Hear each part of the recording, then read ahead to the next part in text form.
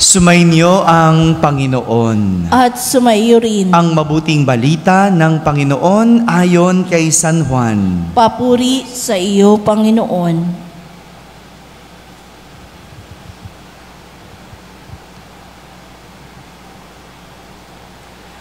Noong panahong iyon, sinabi ni Jesus sa mga Hudyo, "Tandaan ninyo, ang namumuhay ayon sa aking aral, kailan may di makararanas ng kamatayan." Sinabi ng mga Hudyo, "Ngayon ay nakatitiyak naming inaalihan ka ng demonyo. Namatay si Abraham at ang mga propeta, pero sinasabi mong hindi mamamatay kahit kailan ang sinumang namumuhay ayon sa iyong aral. Dakila ka pa ba kaysa aming amang si Abraham? Siya ay namatay, gayon din ang mga propeta. Ano ba ang akala mo sa sarili mo?" Sumagot si Jesus, "Kung ako ang nagpaparangal sa aking sarili, iyay walang kabuluhan. Ang aking Ama ang nagpaparangal sa akin at sinasabi ninyong siya ang inyong Diyos.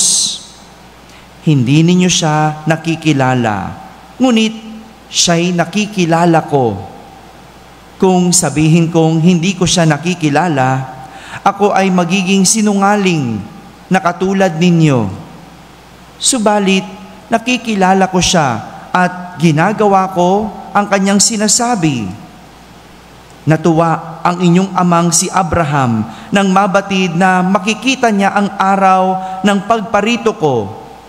Nakita nga niya ito at siya'y nagalak. Dahil dito ay sinabi sa kanya ng mga Hudyo, 'Wala ka pang 50 taon at nakita mo na si Abraham?' Sumagot si Jesus, "Sinasabi ko sa inyo, bago pa ipanganak si Abraham, ako na."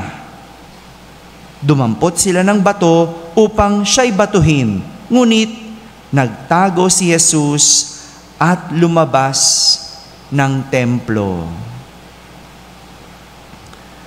Mga kapatid, ang mabuting balita ng Panginoon. Pinupuri ka namin, Panginoong Hesukristo. Magsiupo po ang lahat at makinig sa homilya. Isang magandang umaga po sa inyong lahat. Good morning, Father. Pakibating katabi ng magandang umaga. Magandang umaga rin sa mga nasa barangay na nakakapakinig ng ating banal na misa, sa lahat ng mga nasa tahanan na nagsisimba via online, sa lahat ng mga nasa abroad, isang magandang araw po sa inyong lahat. Kasama kayo sa aming banal na pagdiriwang dito sa ating parokya. Sa ating unang pagbasa, narinig natin kung paano nakipagtipan ang Diyos kay Abram. Sabihin nyo nga po, tipan. Si Abram nakipagtipan. Ang Diyos nakipagtipan kay Abram sa pagsasabi na siya ay magiging ama ng maraming bansa. Dahil dito, hindi na Abram ang itatawag sa kanya, kundi Abraham. Abraham. Sabihin nyo nga po, Abraham. Noong sinaunang panahon, ang pangalan o name ay hindi katawagan sa isang tao o bagay. Yung name, hindi yan tawag sa iyo. Hindi yan katawagan sa tao, sa bagay. Kaya tatawagin ko si Justin, di ba ngayon? Para tawagin ko siya, kailangan sabihin ko ang pangalan. Di ba po? Ganun eh. Yung pangalan ang nagbibigay katawagan sa atin. Pero hindi ganyan noong unang panahon. Dahil ang pangalan o name ay isang kahulugan ng isang tao o bagay. Kaya nga, ang pangalan noon ay may kahulugan kahulugan ng tao. Gaya na lang ng Juan. Ano ibig sabihin ng Juan? Mapagpala ang Diyos. God is gracious. So, yun ang ibig sabihin ni Juan. Gaya ni Jesus, Savior, tagapagligtas. At ang pagpapalit ng pangalan ay nangangahulugan ng pagpapalit ng kinabukasan. Naintindihan niyo yun? Yung pangalang Abram, ibig sabihin nun, dakilang ama. Abram. Pinalitan ng Panginoon. So, pinalitan ang pagiging dakilang ama. Pinalitan yung kanyang destiny o yung kanyang kinabukasan. Pinalitan ito ng Abraham. Nang ibig sabihin ay siya ay dakila dahil sa kaniyang ama. Nakita niyo po yung pagkakaiba? Abram, dakilang ama. Magaling na ama. Ibig sabihin, siya yung gumagawa. Di ba? Ang dakilang ama, nagtatrabaho. Ano pa? Uy, wala kayong alam na paano yung dakilang ama? Ano pa? Ano pang isang pagiging dakilang ama? Gumagabay sa mga anak, no? Ang hirap bilang sagutin, no, kung anong dakilang ama kasi wala tayong idea ng dakilang ama, no? Bigla tayong natigilan, ano, di ba? Pagiging dakilang ama, yung ikaw ang gumagawa, di ba? Pero pinalitan ito ng Diyos. Hindi ka na lang magiging dakilang ama, kundi magiging dakila ka dahil sa iyong ama. Kaya nga, hindi na lang siya ama ng kanyang pamilya.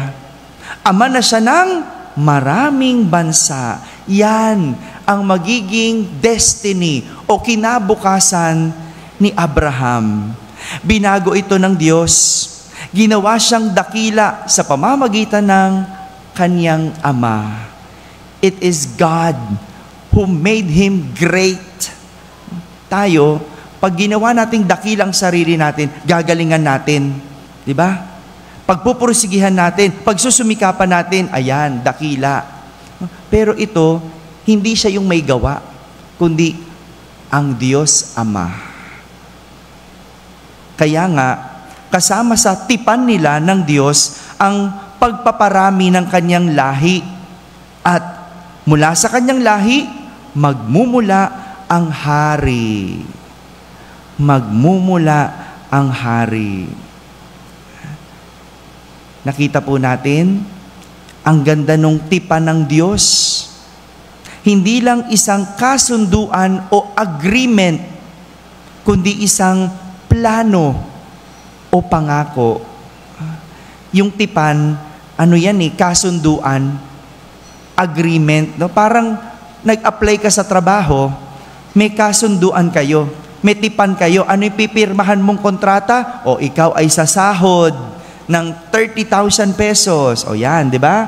Ikaw ay nurse, no? Sa ospital na ito. Ang gawain mo, ito. Di ba? Ganon.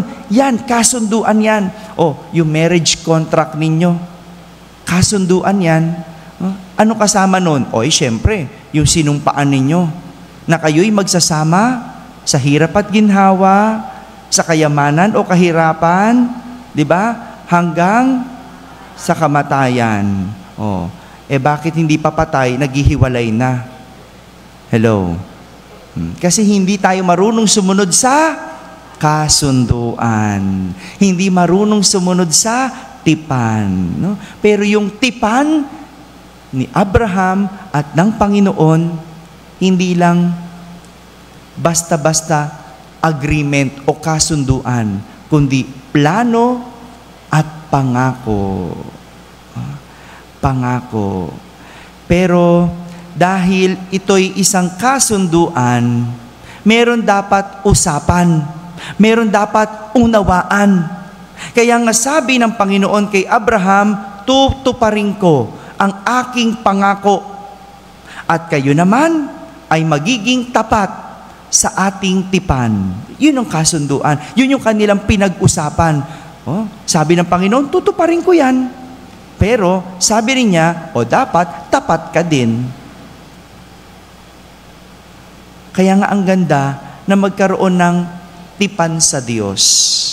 Dahil kumpleto ito sa plano at pangako. Kailangan lang ng pagtupad. Pagtupad. At dito, madalas, bumabagsak tayo. Pagdating sa pagtupad, no? Magaling tayo makipagkasunduan. Pero pag tutuparin na, diyan tayo bumabagsak. Alam niyo po, guilty rin ako dito. Naalala ko nung ako'y nasa seminaryo, no? Nung pagpasok ko sa seminaryo, syempre iniwan ko yung trabaho ko. Pumasok ako ng seminaryo kasi dati na ako nagtatrabaho bago ako pumasok sa seminaryo. No? Nung ako'y nasa seminaryo, gumawa ako ng kasunduan sa Diyos. No? Gumawa ako ng tipan. Ako yung gumawa. No? Sabi ko sa Kanya, no? Tatapusin ko ang aking formation. No? Tatapusin ko. Pero sa isang kondisyon. No? Ikaw bahala sa pamilya ko. No? Siyempre, alam niyo po ako, overly conscientious. No, masyado ako nag-aalala sa maraming bagay. At kasama doon yung aking pamilya. Masyado ko silang inaalala. Kaya, lagi yun ang nasa isip ko. Dahil nasa loob ako ng seminaryo, hindi ko alam kung ano nangyayari sa kanila. No? Kaya sabi ko, mag-focus ako sa seminaryo, pero ikaw nang bahala.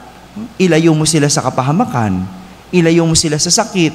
No? Sana wag na silang maghirap. No? Ganon. Yun yung aking kasunduan sa Diyos. At araw-araw, lagi kong sinasabi yon sa aking dasal, Lord, ikaw nang bahala. Ikaw nang bahala sa pamilya ko, sa nanay ko. Ikaw nang bahala, no? Sa mga kapatid ko. Ikaw nang bahala sa tatay ko. Lahat, araw-araw yon. At ang galing ng Diyos, tapat siya sa aming tipan. Sinong hindi tapat? Ako. Muntik na ako lumabas. No? Ika-6 na taon na, huling taon na, no? Hirap na ako. Gusto ko nang lumabas. Gusto ko nang itigil. Ayoko na. No? Parang bigla ako natigilan. No? Nung malapit na rin ako, maraming beses na ganun. No? Nung malapit na rin ako ma-ordain, no? Ayoko na. No? Ayoko na rin. Natakot din ako. Nung malapit na, no? Gagawa na ako ng pipirma na ako no? Parang natigilan ako No? Yung si Father John, yung ating recollection master, naku, yan lang talaga ang naniwala sa akin. No? Kahit ako, hindi na ako naniniwala, magiging pari ba ako? Kaya ko ba to? Totoo na ba to? No? Hanggang sa huli, no? Ako pa yung muntik-muntikang pang bumitaw. Pero ang Diyos, tapat sa kanyang tipan. Sa loob ng 6 na taon, wala nang nangyari sa pamilya ko. Maayos. Wala nagkasakit. Ako pa yung muntik-muntikang pang bumitaw. Kaya nga, ito yung sinasabi ng Salmo Responsorio. Ano sabi ng Salmo Responsorio? Nasa isip ng may kapal, ang tipan niya kailanman. Ganyan ang Diyos. Kapag nakipagtipan, lagi niyang nasa isip. Ang problema, tayo, kung tutupad. Mga kapatid, itong nais ng Diyos na maunawaan natin, siya ay totoo sa kanyang pangako at tapat sa kanyang tipan. Amen? Amen.